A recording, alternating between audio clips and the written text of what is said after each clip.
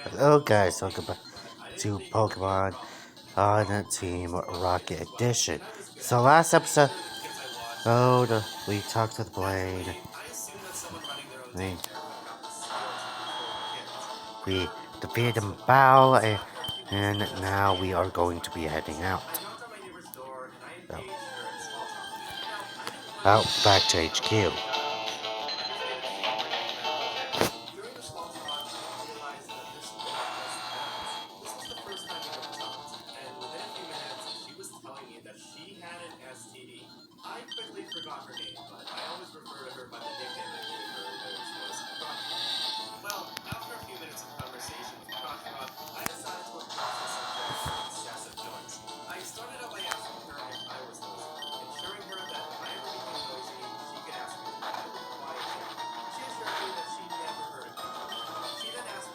Oh, come on.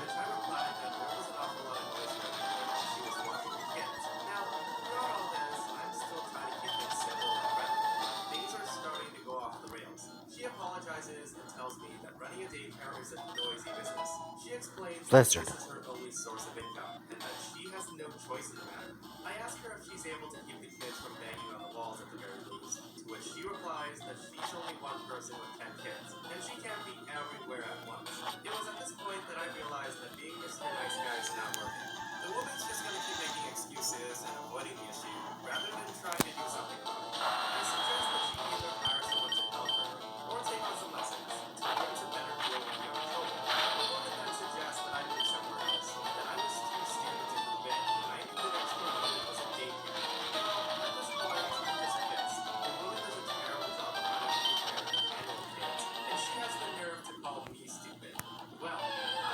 Oh, come on. We do not have any repels.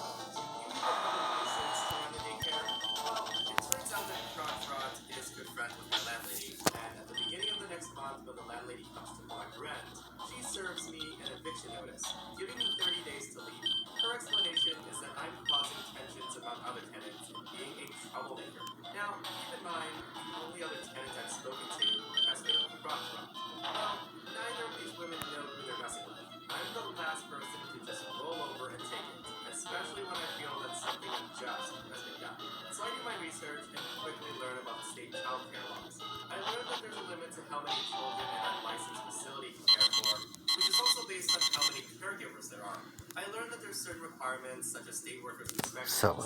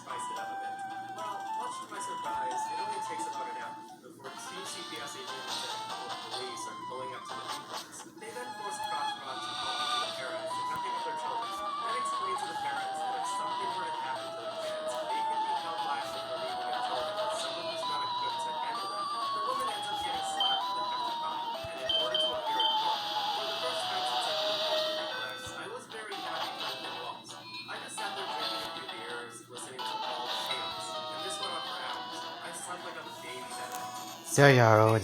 Let's get on with it. I assume all went well in your submission, Owen. We can expect Blaine to properly do as he's told from now on. Splendid work.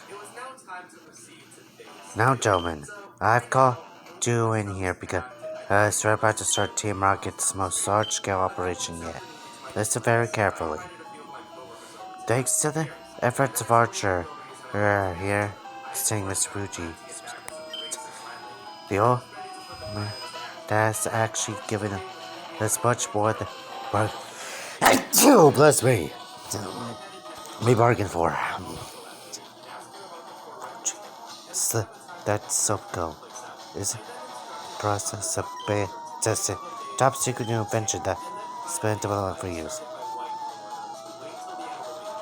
The suit's device dubbed a Master Ball is Pokemon capturing tool should to be orders of magnitude stronger than any other Pokeball. The primary case such a device should go without capturing Pokemon. Whoever wields this Master Ball could easily get the legendary birds under solitary control. And for more importantly, perhaps even Mewtwo. Knowing Soul's prediction, predictions, we can already guess that the government will be the first and most active Master Ball consumer. Lance doesn't seem to care much about the Kanto birds, but he would jump at the chance to capture Mewtwo once and for all. Mewtwo. Under Lance's control, it will be a greatest disaster. We're back in Team Rocket's hands, where it rightfully belongs, however. Er, we need to get a hold of the We need to get a hold of the Master Ball to ensure that nobody else do something. Our Coast spies have been much help acquiring information, but this situation calls for much more drastic measures. That's why we will lead Team Rocket towards the complete occupation of self-quarters and Saffron City at large. Station every grunt available to Sylph's offices. Locate the company's high-strength scientists and engineers to take them hostage. If you find any information or materials pertaining to the Master Ball, seize them at once. Once we've established complete control of the premise, I'll come to personally make my demands to the company president. We'll have that Master Ball. Do I make myself completely clear? Then make your way to Saffron City right this second, Rockets. I'll update you your specific task in the submission. This is a big moment for Team Rocket. Show no mercy.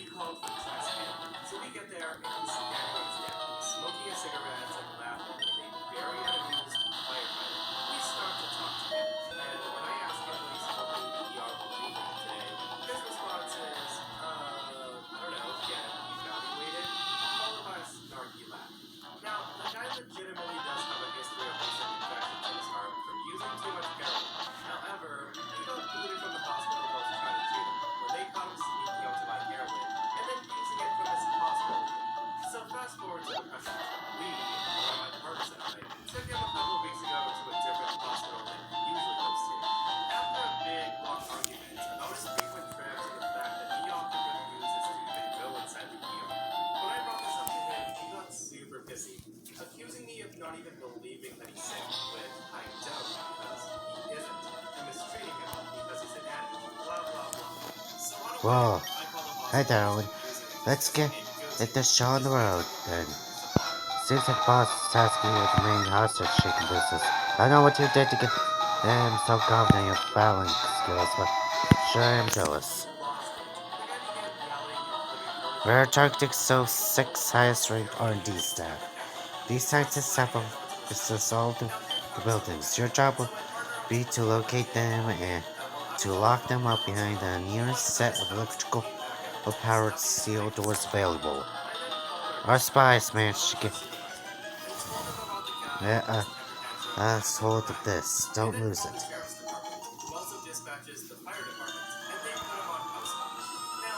Use that to impress the 6 scientists as you find them, and if some of them happen to need a bit of extra, so you know what to do.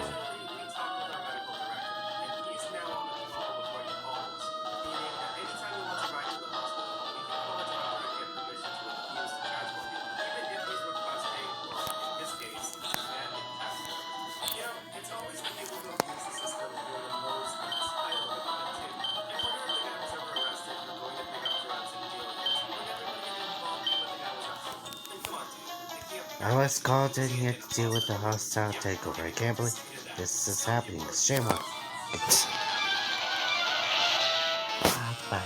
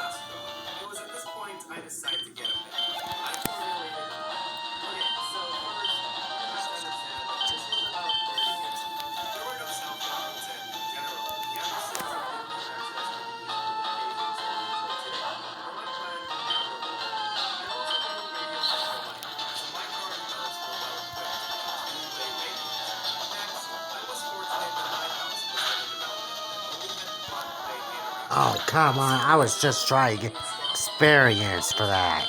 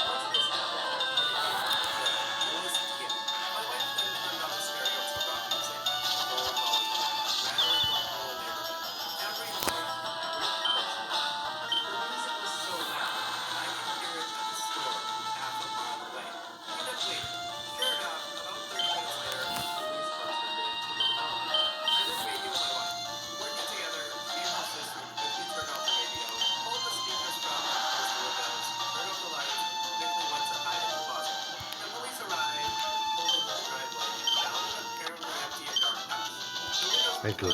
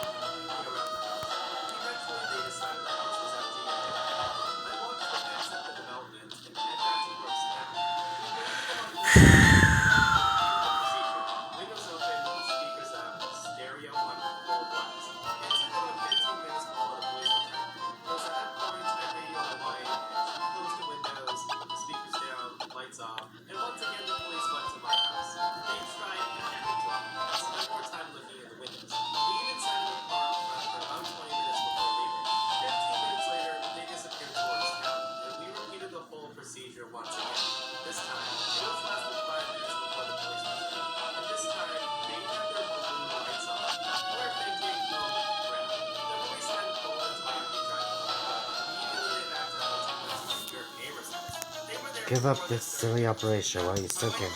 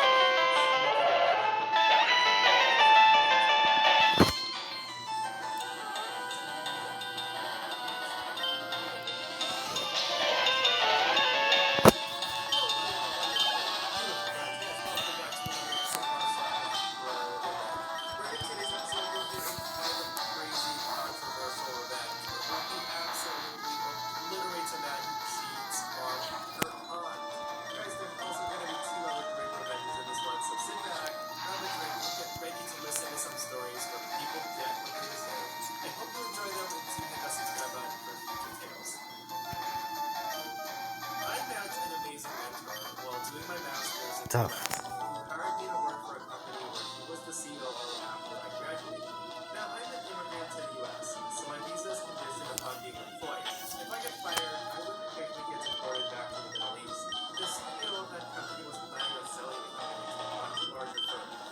Hey, what's all this trouble? How have you not that so small infallible engineers? I will by concentration distribute for anything.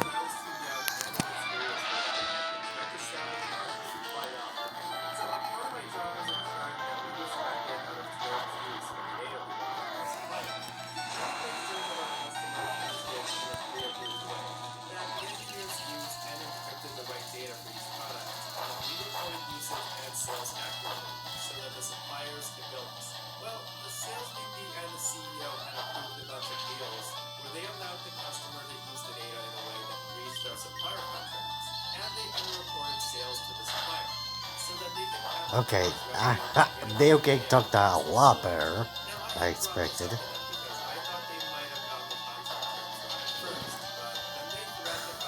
I was expecting at least 10 HP.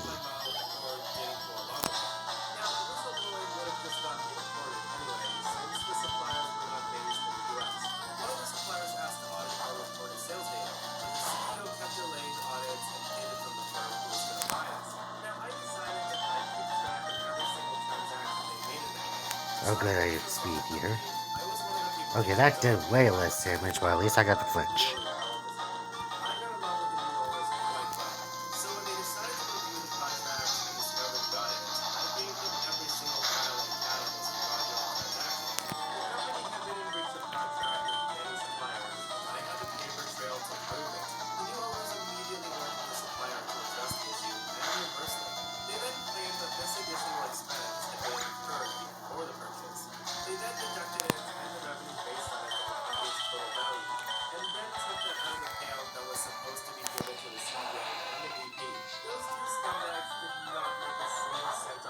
Oh man, it's time, damn it.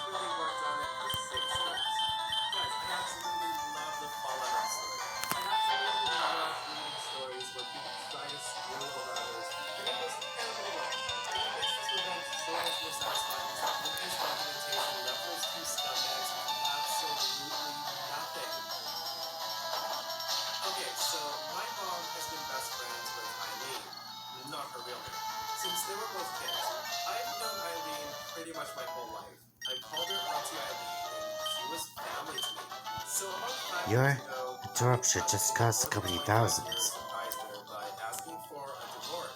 No, my career, I never. This is particular. No, what are you doing?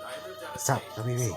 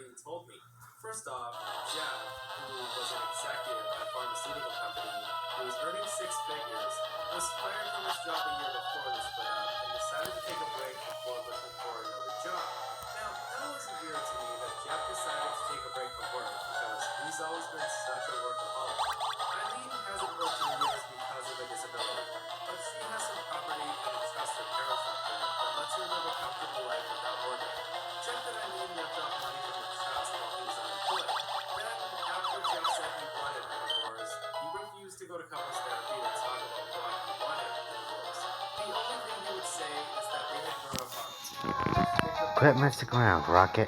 Self could never fall.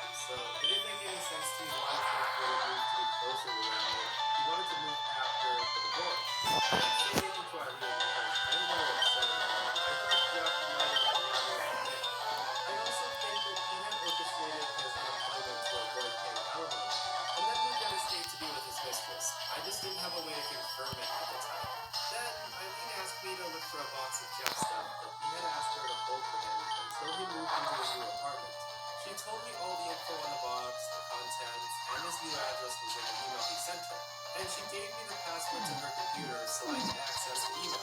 Fine, This is where I buddy. lucked out. It turns out that Jeff had used her computer and set up his email on the computer.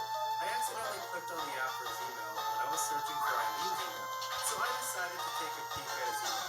The first thing I noticed was that Dee had mostly stopped using that email address 3 years before, which was about a year before he was fired.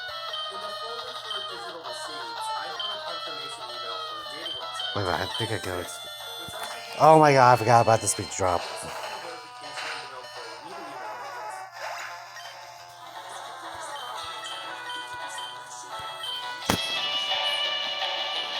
I guess that about 3 years before, Jeff had started an affair.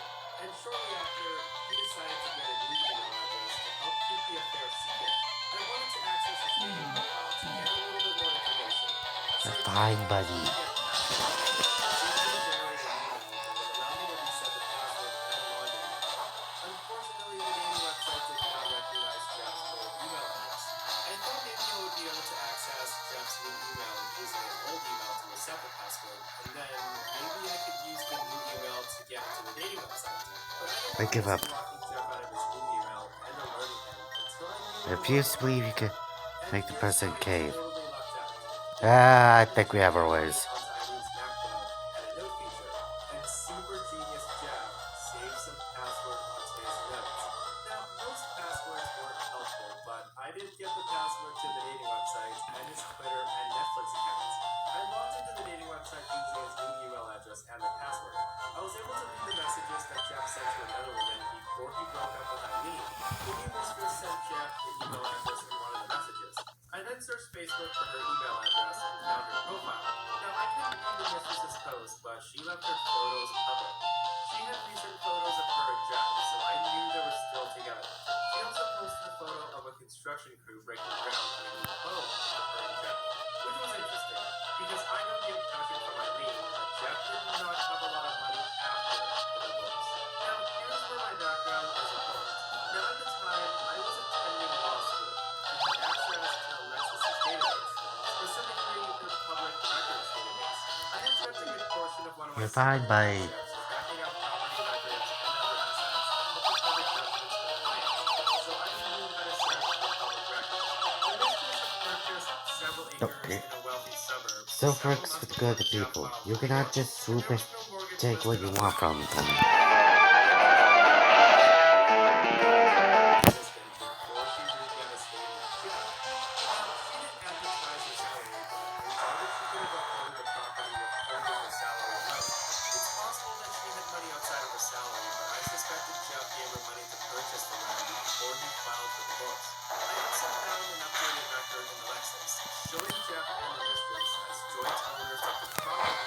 Now, I was still hesitant to try to log into Jeff's new email, so I decided to check his old email again to see if there was anything else I could investigate before moving to the new email. Now, I didn't find anything, but I did notice that many of the passwords in his notes were the same. I decided to try to log into his new email using the same password he used for the dating site. I figured the two accounts were created around the same time, so if he had recycled the password, I was most likely the candidate and open the world. His new email was a gold mine. Because the story is already getting ridiculously long, I'll list some of the relevant stuff that I found. 1. Jeff hadn't been fired from his old job. He quit and lied to Eileen. I found an email from his admin asking where to have the payroll sentence last year and the details about a goodbye party planned. 2. I found some emails between Jeff and a boat repair person mentioning a leak somewhere on one side of the sailboat near the engine compartment. The repair guy couldn't find the source of the leak, but he talked about current and future problems with It's boats unjust. and the engine on one side. 3. I saw emails between Jeff and the boat broker, which included the email address of buyers farther down in the string. 4. I found emails between Jeff and his contractor about changes they made to the new house this summer. 5. I found emails between Jeff and his mistress. They had married. 6. The mistress and Jeff shared a calendar. 7. I saw some cleared emails between Jeff and another woman. 8. I found emails with info on Jeff's new employer. I downloaded all the important emails and their attachments and started to think about a revenge plan. So, in my mind, everything was fair game. He lied about being fired, so I wanted him fired from his new job. I suspected he hid his money before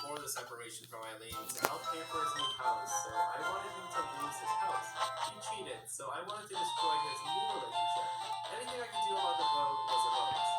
Now, the easiest place to start was the boat. I had no idea if the source of the leak was found and repaired, or if the leak was ever disclosed to the buyer. But I found that Jeff was a lying jerk, so the odds were there that he could be info from the new buyer.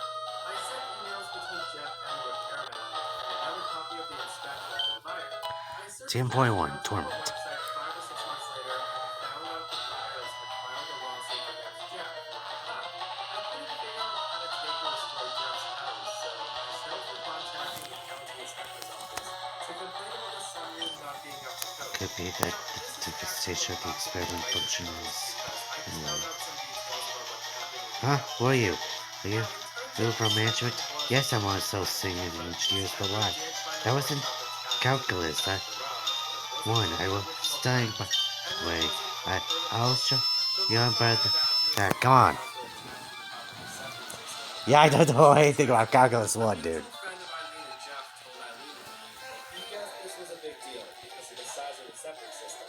The size they installed wasn't sized to handle the additional input, but I don't know for sure. Jeff had to be assigned and the workshop had to be removed. This ended up causing construction delays, which will become relevant below. So as for destroying Jeff's marriage, my first impulse was to send a new wife the 30 emails between Jeff and the other woman. But when I searched for that woman on social media, I couldn't find anything. I had no way of knowing if the wife knew the other woman and would think that the emails weren't important or evidence of an affair. Then I played around with the idea of updating Jeff's dating profile and sending stuff to his wife, but it would take too long to manufacture a fake relationship with real dates and times. And I was worried that Jeff might get an email alert from the dating site that would clue him in. So I ended up just risking that his new wife wouldn't know the other woman. I pretended to be someone concerned about an affair between Jeff and the new woman. Now, overall, I kept the accusation vague, but I did say that Jeff and the new girl went out to eat and to the Hypno. movies on a few dates that Jeff shared calendars that his new wife was out of town. I couldn't come up with a way to get Jeff fired. I rechecked his email and calendar over several weeks, looking for something I could use to get him fired. Eventually, my legal residency got too busy to devote much time to revenge, so I decided to just let it go. Eileen recently reconnected with a friend of Jeff, and that friend gave Eileen an update on Jeff. Eileen shared the details with me, and that's what reminded me of what I did and prompted the story. It turns out that I didn't need to worry about sabotaging Jeff's career. By luck, the woman that Jeff had been emailing was actually his assistant at his new job, and Jeff's new boss was his brother-in-law. Jeff and his new wife actually moved from their hometown so she could be close to her family and so Jeff could go to work with his new brother-in-law. Now, I have no idea if Jeff was actually cheating. He told a mutual friend that passed the story on to Eileen that they hadn't been having an affair. It didn't matter to his new wife, though, because she and Jeff got together when Jeff was already married, and she didn't have a lot of trust for Jeff. She did Max not Tone. believe Jeff's denials when I sent the email about him having an affair, and she filed for divorce. And Jeff's brother-in-law boss fired him. And since the construction was delayed, the new house wasn't finished when Jeff and his new wife divorced. They had to sell an unfinished home, and Jeff took a big financial hit. Finally, these weren't part of my larger revenge plan, but I'm pretty petty, so one, I took the box of Jeff's stuff, posted photographs, and threw them away. I told Eileen that they must have been lost in the move. Two, I signed both of Jeff's email addresses for a bunch of spam, newsletters, mailing lists, etc. Three, I deleted It's his true, I Netflix suck at math. watches. Please don't Four, demote me. I posted, retweeted, and liked a bunch of porn on his Twitter account What? and deleted all Huh? the accounts he was following. You're not Now, from I management? never You're told Eileen Team what I Rocket? did And because what? I wanted her Here to have a to take possible me credibility hostage? and And didn't want wait, to no, interfere stop. with her recovery. She doesn't know about the boat lawsuits or the Netflix Twitter stuff, but she did take satisfaction from the divorce and the job loss. Now, I probably would have let it all go if Jeff had just cheated because I had always liked Jeff. I always thought he was nice, but I was obviously wrong about it. Nice people don't weaponize abuse to mentally torture their wives. As far as I'm concerned, Okay. Jeff deserved everything I did to him. Guys, that was a wild story. But going through the comments, a lot of people aren't really approving of what OP did. So a lot of people do say that Jeff did get what he deserved. But the fact that OP did so many illegal things while being a law student, a lot of people say that OP was worse than Jeff in the end. This person right here says Jeff wronged Eileen, not OP. Opie had no moral authority to do anything, but still engaged in highly unethical behavior. Just another scumbag lawyer being a dick because they could. Shameful. So, my friends, with that said, let me know your thoughts and your comments on this revenge.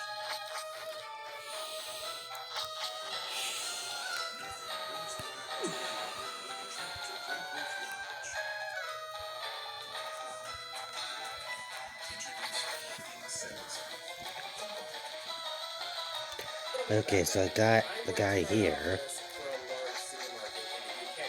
Now, we had a team leader who was a dick.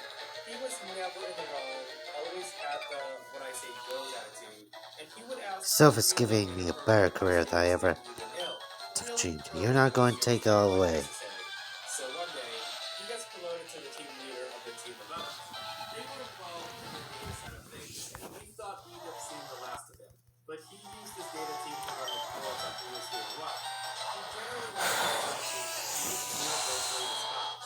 Background was so one day we had an issue with pricing in our stores. Meat was going through the till at twice the normal price. No biggie. These things happen from time to time. So in our supermarkets, we have a policy that if we overcharge you, you get double the overcharge fee. So say a leg of lamb was 28 pounds and you got charged double, which is 56 pounds. If you paid, got home, and checked your receipts, you can go back to the store and get 56 pounds refunded, and you get to keep the product. Now, Dick, manager, knowing this, went shopping after work. He put the meat that had the pricing issue into his So, cart. Once he got to the checkout, he pretended to be a genuine customer. He paid the overcharge for all of the items, and a few minutes later, he comes back inside after realizing his mistake that he'd been overcharged. They sent him to customer service.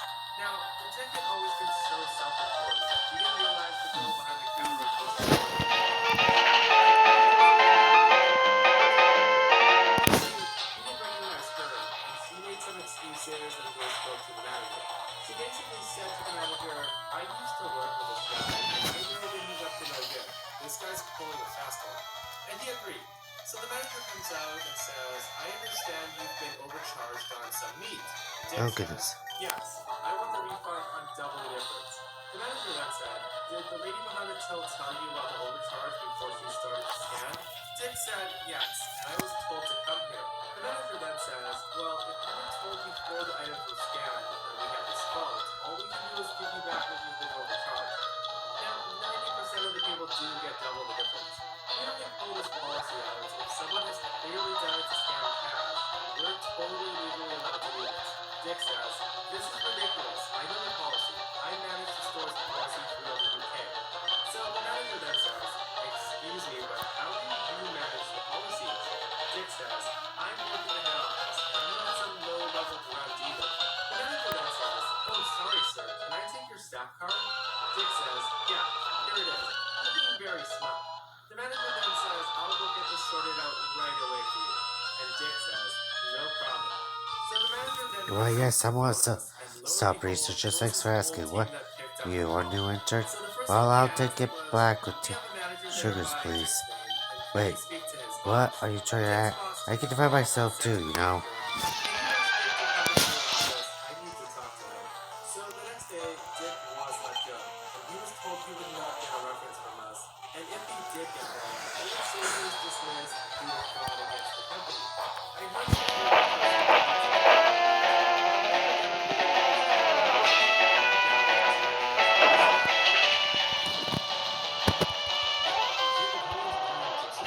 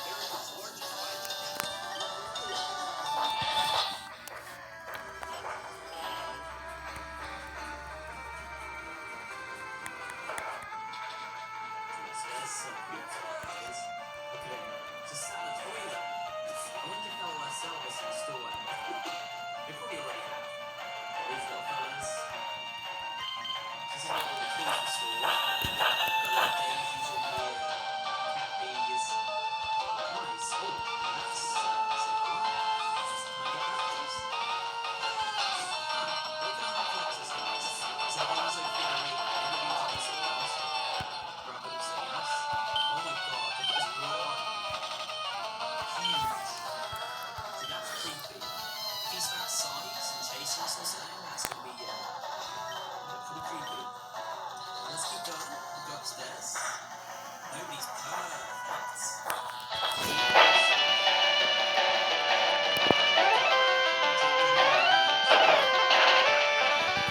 Beautiful guys, welcome back to another episode of our slash entitled people. If you find any particular stories about people who believe the world revolves around them and nobody else knows. Sorry guys, just not that really much for me to come to on. So, Isn't enough for break time. Okay, so this isn't my question, but my friend hasn't been in the mood to host for yet and asked me to host.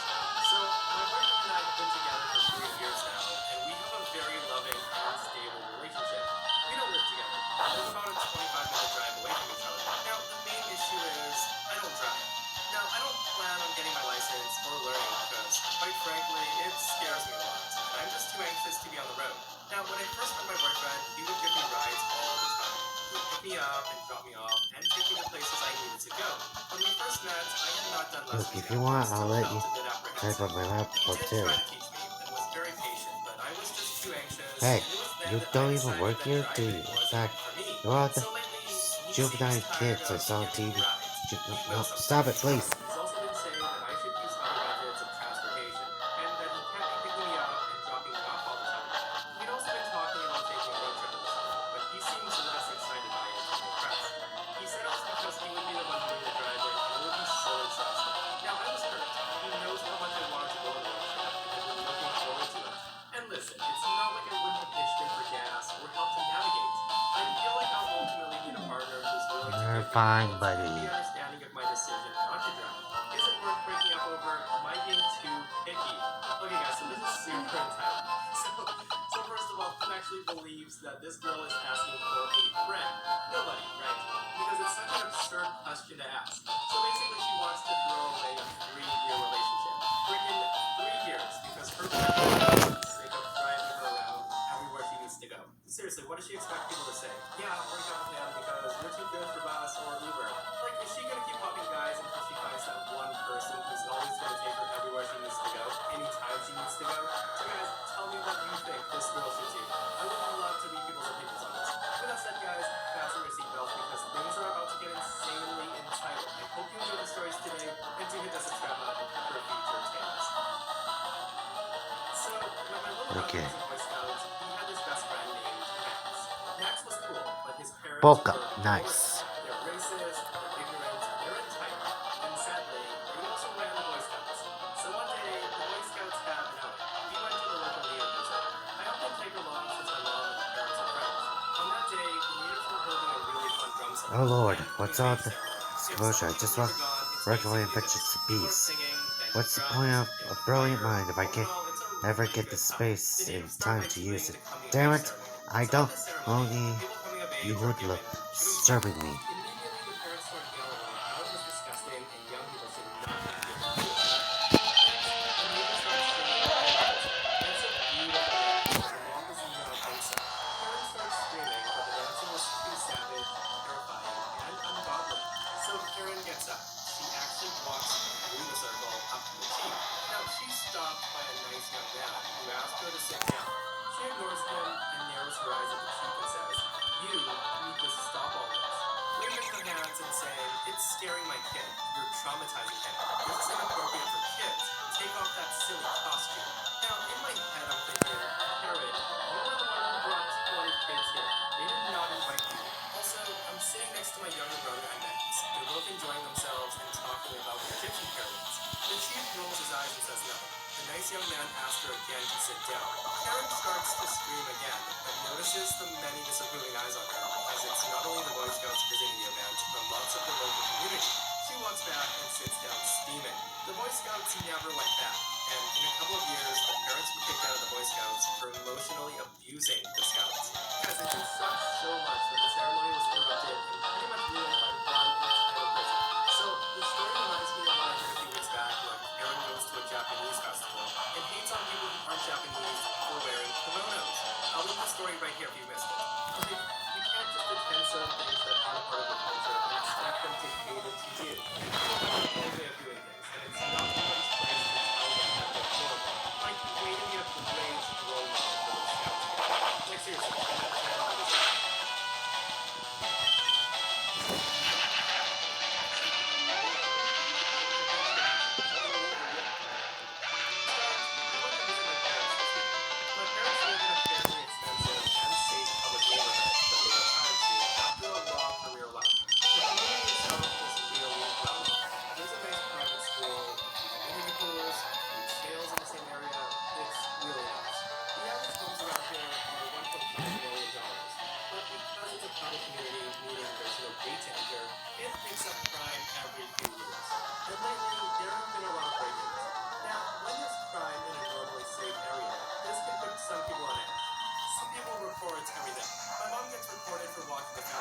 at 7 p.m.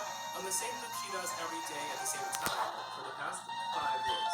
Now, a little bit on me. I'm 6 foot tall, I have a big beard, I'm a cat, I'm a moderately built guy, and tend to wear button-down shirts when I'm not working. So where my story begins is just outside my parents' place. Since it's a public community, all the streets are public as well. Though it's not illegal to park here if you aren't a resident. Ah, It's a never any single-family peace and store quiet. so there isn't really a reason anyone who isn't visiting or living here Wait, to park you're here. going I to have a lock me brand up new all Chevy alone, Colorado away from CR2 everyone with a roof else? truck. I parked it literally Why, outside my that's bedroom, exactly just what I past want. the living room window, which is where we were sitting and talking. I'd say about 45 minutes later, a tow truck pulls up and starts to hook up to my truck. I ran outside yelling obscenities to the tow truck guy, and he says they had a call about an illegally parked vehicle. After explaining that it's a public area and it's by no means illegal to park here, I asked for the contact info of the reporting individual. I didn't get much, just the first name, Karen, for the sake of the story. I asked my parents, and they gave a fair-sized frown, like they already knew what that's what. My parents had new neighbors that moved across the street a few months back, and I'll save some of their stories for another time. I'd rather not get too sidetracked. So I walked to the house, see various toys and such all over the front side of the house. It is a bit messy, but I was a mess as a kid too. I knock on the door, and there was no answer. I then ring the buzzer, which is one of those ring cameras. I then hear a bit of yelling at her kids to stop running around. Now I know she's home, so I just kept ringing the door. As I'm waiting, I notice that she has multiple cameras on me, which is important for later. She finally answers the door, and she says, "What do you want?" in a rude tone. Now, I talked to her in a calm voice because she seemed a bit annoyed already, and I said, "Why did you call a tow truck on my vehicle?"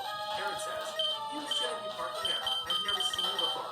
It's illegal to park here if you're not a resident. We don't need convicts around here looking for homes to case." I said to her, "Convicts? What the heck? Why would you think that? This is a public street. I can legally park here anytime I wish.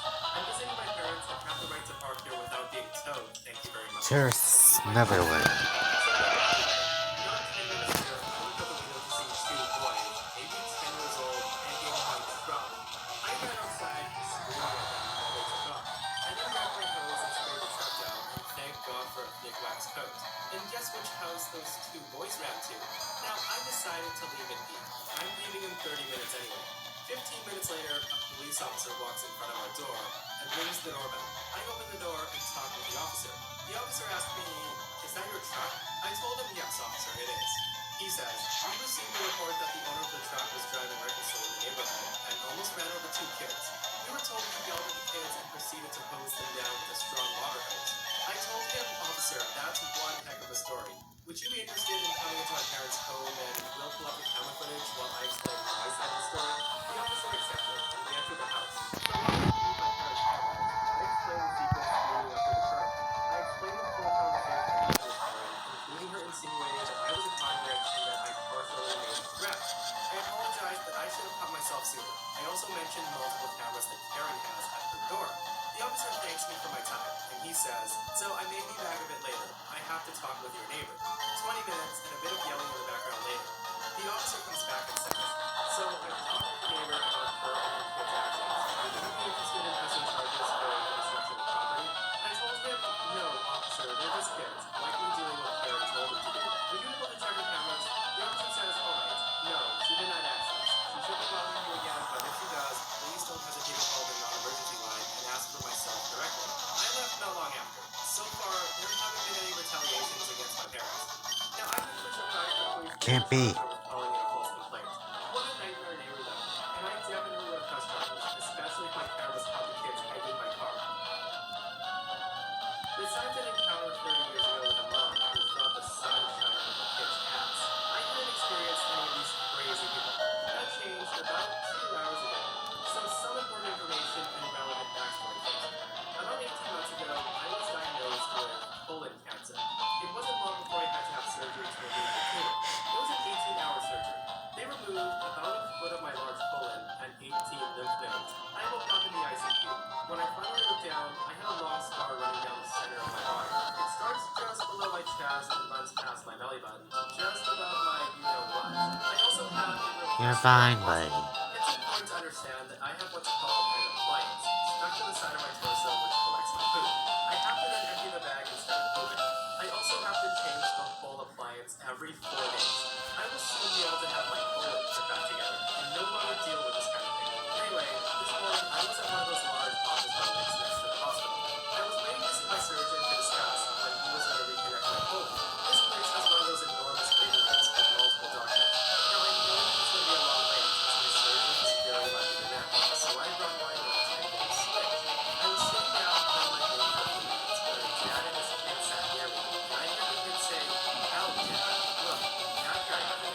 Very Fine. interesting. Yeah.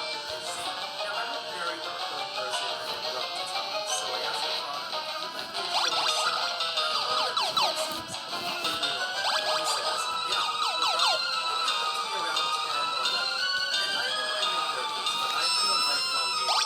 I also have 7 nieces and nephews, so I play games with the kids his age all the time. I placed the Switch on the side of the table near us, and the kid wanted the Joy-Cons. We played a couple of races before he asked what else I had. I then bring up Super Smash Bros. Ultimate, and the kid was jumping up and down. We played Super Smash Bros. For nearly an hour before I heard my name called. I raised my hand as a kid, and I immediately picked up the control object as if it was a weapon.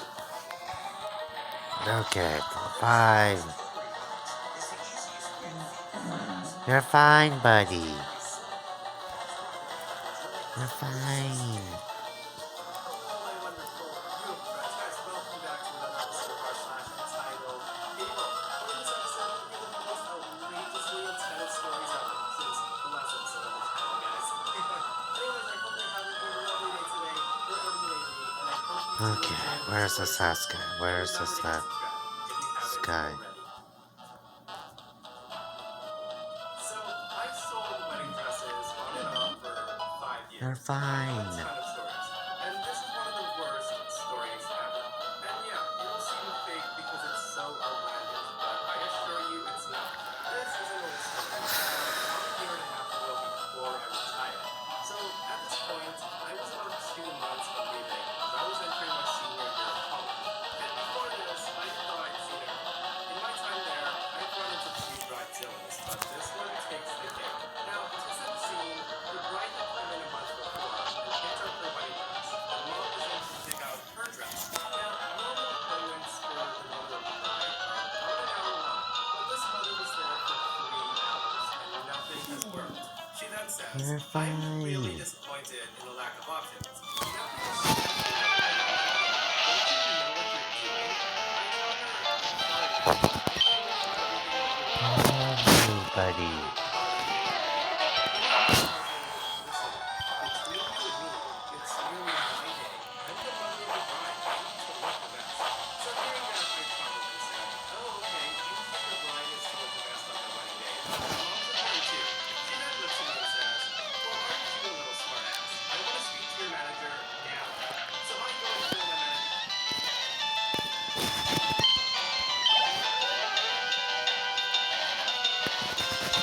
Alright, beautiful. Alright, guys, welcome back to another episode of our Slash Entitled Fable.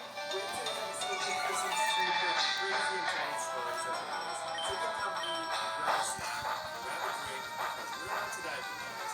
And do hit that subscribe button for future stories. When I was 15 years old, I attended a very religious Baptist school. And at 15 years old, I really wanted to dye my hair. My mother always had, and I was excited about trying something other than the dishwasher brown hair. I begged and begged, and my mom finally said it was okay as long as it wasn't permanent. Now, I desperately wanted the color red, so after Walmart we went. We found a full loose that said it lasted 2 weeks. The box says autumn, which was sweet. It was a natural color. So we go to dye my hair, and when it comes out, it's like red. Like fire You're hydrant, Little fine, Mermaid, buddy. cherry popsicle, red. But it looks great. Now I'm thrilled, but I'm also nervous and ask my mom if she thinks it'll be okay and if I'll get in trouble.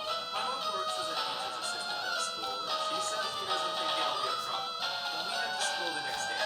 So also on this day, we're doing a Ah, portrait Tim day Market. to stack money What for a could fellow you man. possibly But want there was with a no humble waiting. researcher So like I me? get to school I never and did what's think inside about my my entire life. Well, backpack. I get okay, I'll money, bow. coffee, chocolates, and peaches too, and all is well. But not for this bride. She's got a face of a shock and sorrow, and she's gonna be writing me all over. I hate this goody two-shoes. She's the type of girl who pretends to be so well-mannered in front of everybody, but behind closed doors is completely opposite. So I ignore her. Well, her mom happens to be the receptionist for the You're school, and she fine. knows that her daughter and I don't get along well, so she doesn't like me either. About 11 a.m., I get called out of class and into the principal's office. I'm not sure what's going on, but I get there and the girl's mom and the principal are glaring at me. The girl's mom claims that I was bragging to everybody that I didn't have to follow the rules, and knows because her daughter told her. Her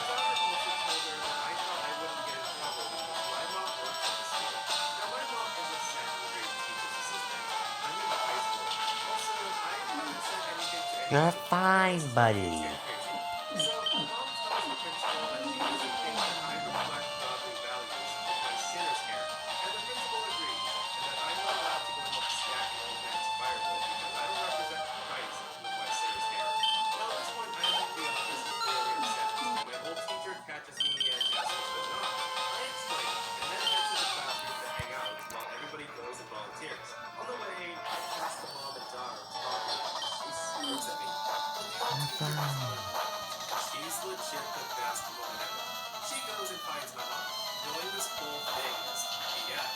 My mom loses her mind, and I'm in the room that's next door to the principal's office, and it shares a wall, and I can hear her yelling. She goes up one side and down the other, saying that she doesn't know what the mom's problem is, but if they had half her brain, they'd know that Karen likes to stir up drama, and that I'm a 15-year-old who has zero history of causing trouble, and that it's just red hair. So 5 minutes later, the principal and a fuming Karen are in my classroom visit to say that while they don't think my hair is Christ-like, I can Wait, go to the that thing volunteer day, but actually I still get to mark survived? down the whole time I stack wood. And also, I'd like to think that I was the best firewood stacker they had. Guys, I'm so glad Opie's mom came in and stood her ground against this ridiculous hair color thing. Like, is dyeing your hair a red color really frowned upon in a Baptist school? A lot of people in the comments of the post say that it's a super ridiculous thing, so I'd like to think not. And I do appreciate this person's comment right here. This person says, imagine how pathetic a person has gotta be when they feel they need to pick on a little girl for the color of her hair. Sup, Ain't sup, that are the you happy truth, now? guys? Ain't that the truth? Oh, you're looking?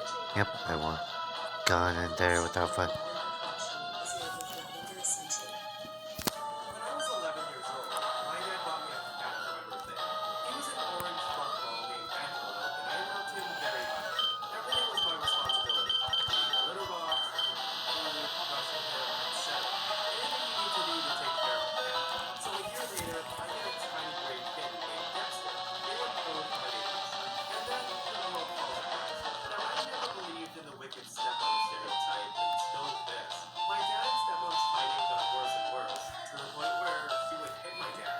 Her and her son did nothing but complain.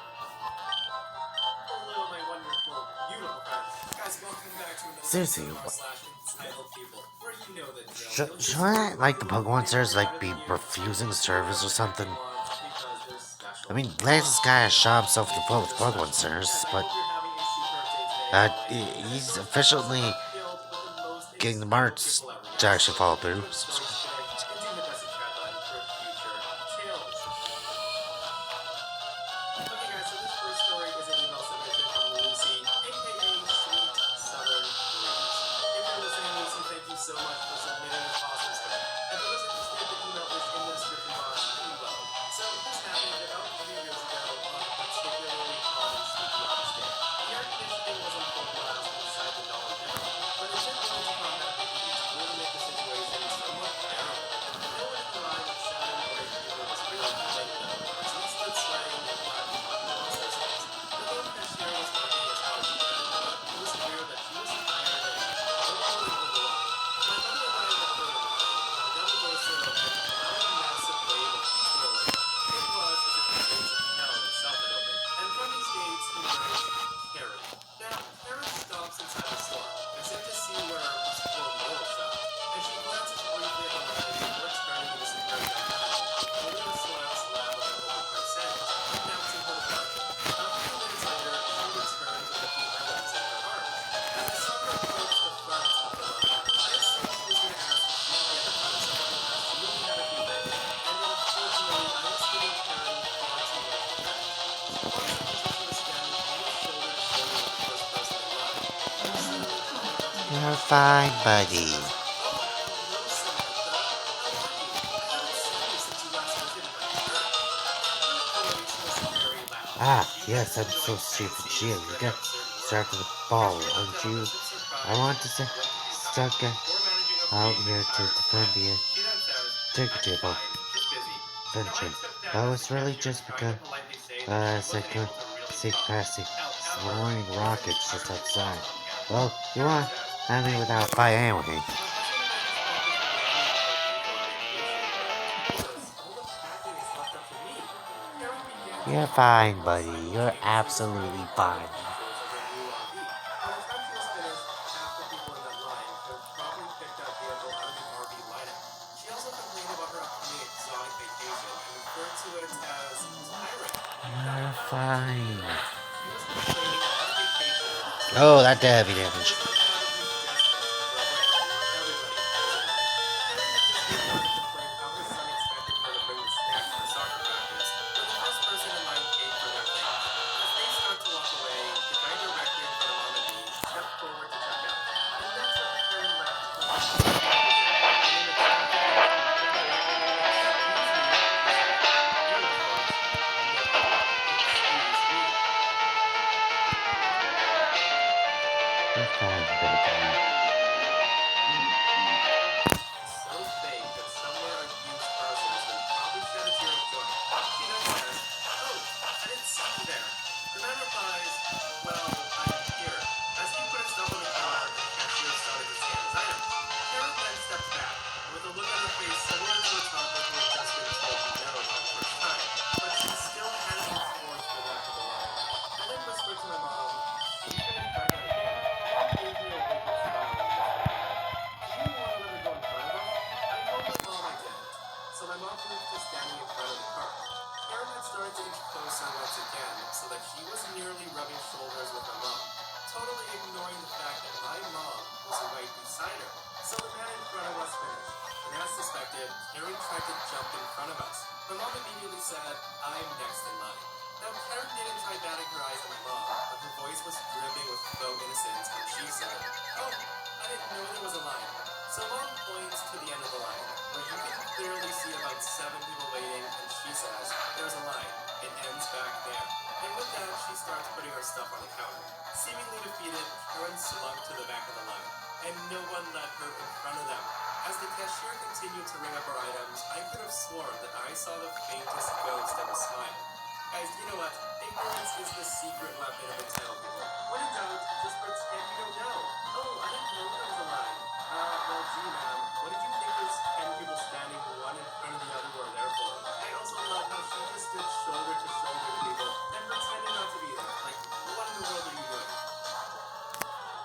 So I have a Karen for a neighbor, and she's a grumpy old C with a living son in his 40s and no other family or friends. And when I say she's a Karen, we're talking to the point that she came to my property to yell at our landscaper about a boulder he was installing. On our property. She yelled at him for putting such a big boulder there, believing it would fall over onto more of our property. So a few months after we moved in, we received a letter from the HOA saying they'd received complaints and asking that we make sure we're mowing, watering, and maintaining. Now, I chalked it up to moving into a nicer neighborhood and made an effort to mow twice a week instead of my So normal hard me downtime. for a I sign. added a little Stop. time to the Oh, sprinklers okay. and figured it was all good. So apparently, it was all good You're now locking me as up, we aren't you? received another letter stating the Guess it was complaints had inevitable. continued At and least the I have my HOA wanted to laptop. talk to us to see what the Best problem time. was. Now, I should note that we had just moved in not too long ago, and we hadn't Holy landscaped the mountain. property, so we were letting her have her peak Now out that front was something at that, else. which You sure also show matches the that yelling geek at the what two grass markets that about grows own? stupidly fast. Now, I'm I not guess rude that's or the sort anything. of I don't care about your badassery level of you get sophistication, but it was a to do temporary as a head shake that direct suddenly admin, squeezed eh? margin and otherwise absolutely Sigh. If nothing. only And I there was confess that some I way was I could thrilled with the let's conclusion. show these Now, higher it ups turns out I've that the got grumpy C what had taken a leap of takes faith to, in us and started to complain to the HOA. I'm Now, a in tough theory, it ended up fuck being with criminal mostly just like you coherent own, rambling, alright? but the bottom line was that Hey, she I didn't know. like how our That car alignment was you versus used to his lock farm. the Well, the geek up HOA agreed that just this was now. not her So business since and you're definitely done with the not theirs. I hostage decided that taking she was business, right, and we how should about I stop letting take her the go car down second to to the front Petrol to pee, as Boto I also don't like on the pee down the spots. Now, report I put them on or a to leash and the let them do that their the business job's all in done. her yard. Now there's a So I'm win-win apparently not the agreement. only one, as her So then, entire yard how is now about it? covered in pee spots Okay, and dude, litter. I'll trust you And with I'm a pretty sure simple she's complained task. about everyone with a dog, I'll and own now you. the entire The neighborhood bestest keeps their gangster dogs in bat her that yard. I've And the best part no. is, she actually does the worst job Oh yeah, possible we're of all mowing the lawn. done with She's the got weeds and Warp Town now, garbage by the way. everywhere, and she just Want to loves know it where when it people leads? stomp on her Straight stuff. up to the So today, I company's pulled over with president's her to the office HOA for on a the tour of 11th the floor. operation. We set up so And like boss will every other have a house, I was straight pretty line irate. up to the This lady wanted old more food parking keeper. spots, so I just moved my Gums. car to How the front about of the you property. head up there Now that's now about and all I hold can the do fort in that meanwhile? entitled With the way. So hostages that's of not Warp really Town. how a human It's service works. alright, I guess So boss slowing doing how I right around the corner, won't we? needs to get a Well, lot of chit love, chat so I so think she just needs a one. friend Catch you just to later, be pal. happy. You know what they say, guys. Misery loves company. So this just happened last week. And Okay. speaking about this, I'm shaking in frustration and sheer astonishment at this level of entitlement. So last week, it's the end of a semester here at university, which means that most of the students are rounding up coursework, presentations, and essays while preparing for the long study nights of Easter break.